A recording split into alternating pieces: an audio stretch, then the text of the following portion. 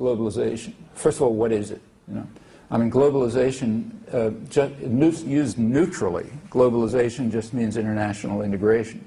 Okay, everybody's in favor of it. I mean, it's been the core principle of the left and the working class movement since their origins. That's why every union is called an international. Okay, everybody's in favor of globalization. Now, the term has been appropriated by a narrow sector of power and privilege to refer to their version of international integration, the investor rights version. And that makes sense for them to try to to own the term, because anyone who's opposed to their version then becomes anti-globalization, meaning some kind of primitive who wants to go back to the Stone Age or something like that. It's a bad error on the part of the critics of this investor rights version of integration to accept the term anti-globalization. They should not. We're all in favor of globalization. The question is it going to be in the interests of people or in the interests of private power? But everybody's in favor of it. Okay, like nobody's opposed to the fact that you can call up your friend in Italy or something like that. That's integration. All right, now just using the term neutrally now, has it increased or has it decreased? Well, you know, in many respects it's decreased. So if you look at international economic integration, there are a lot of different measures. I mean, I mentioned one. There's a technical measure, which is convergence towards a single price and wage, single market. Well, that's declining. During the period of the last 25 years, it's been declining. Furthermore, it's predicted to decline even further.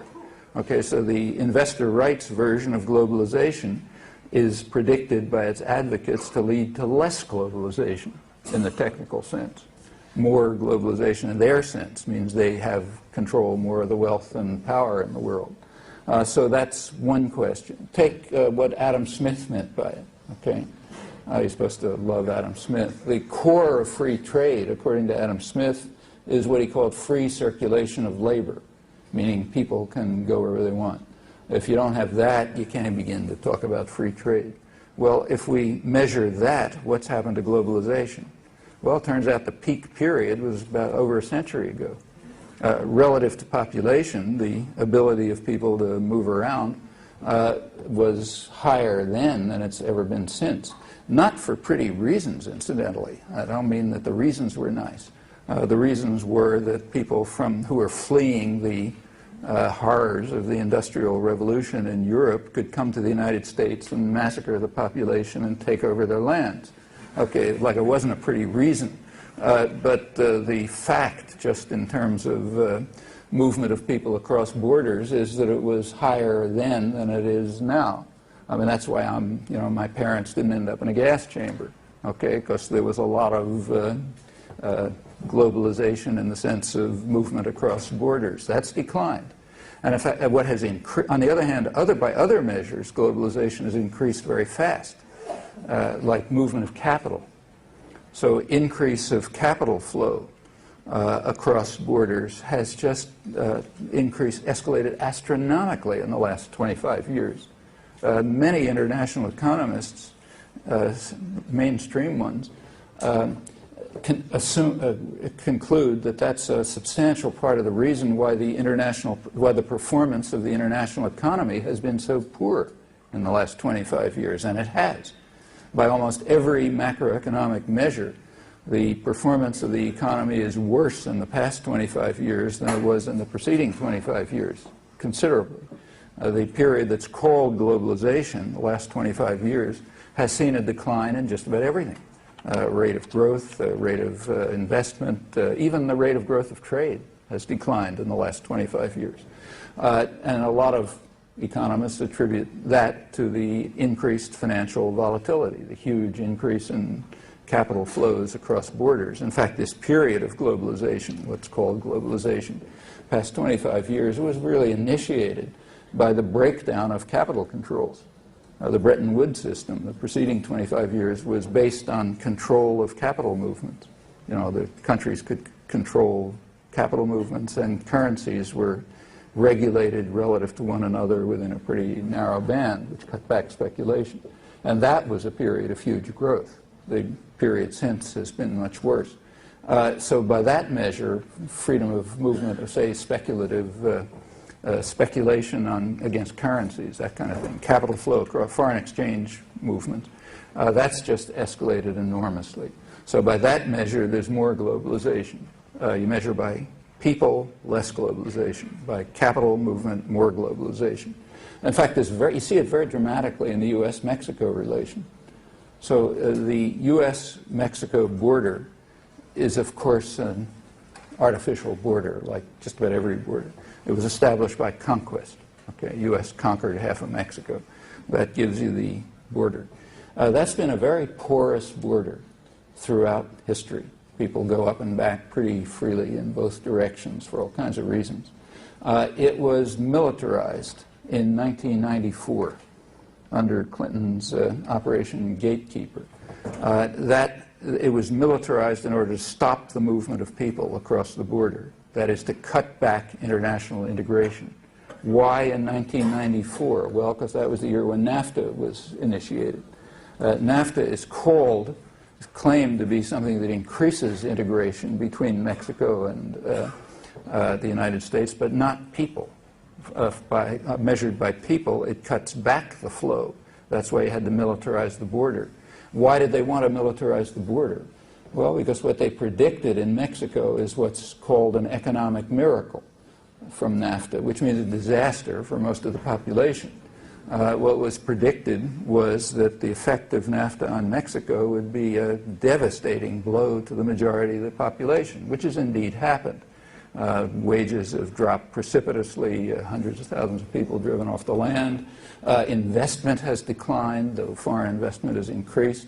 And in general, it's been a kind of economic miracle. Economic miracle means that for a small sector of wealthy people and for foreign investors, it's fantastic. That's the definition of a miracle. For most of the population, it's been awful, and they expected that, and that's why you had to militarize the border. So did that increase integration or decrease it? Well, you know, that's an ideological question. Depends what you want to measure. When you militarize a border to prevent people from moving freely, by Adam Smith's measure, it decreases it. Okay, by the measure of, the owners of the economy, it increases it. They make more profit. What about trade? You know, everybody reads that trade increased between Mexico and the United States. Did it? Well, not by Adam Smith's measures. Before NAFTA, in 1993, there was plenty of movement of commodities across the border, but about 50% of it was internal to a firm. Okay, that's not trade. Okay, at least by classical economic measures. That's no more trade than if General Motors moved something from Indiana to Illinois.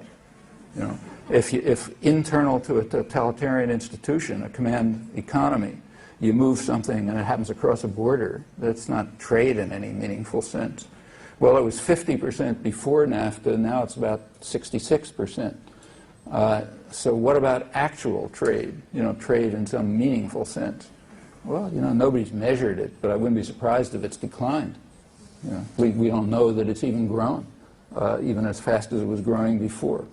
And intra-firm transfers are only a small part of centrally managed interactions.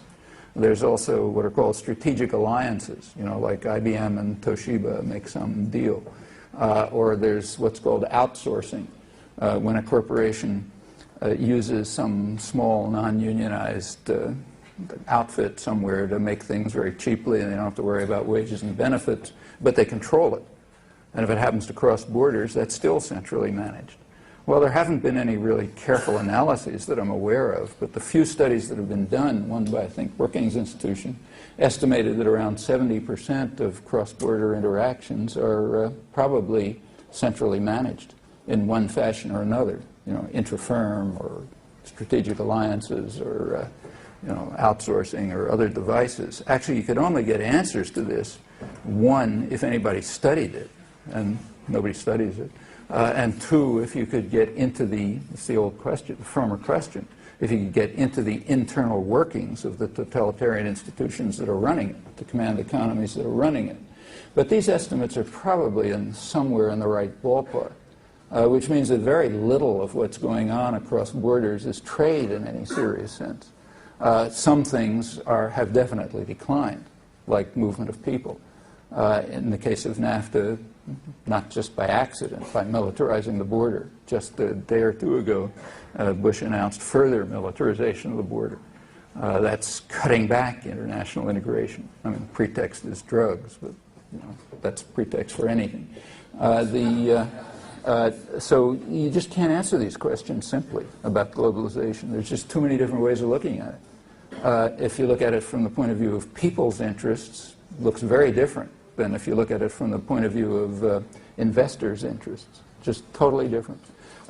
Will there be a change over the future? Well, nobody can predict human affairs at all. And too much depends on what people like you decide to do. It's a question of will and choice.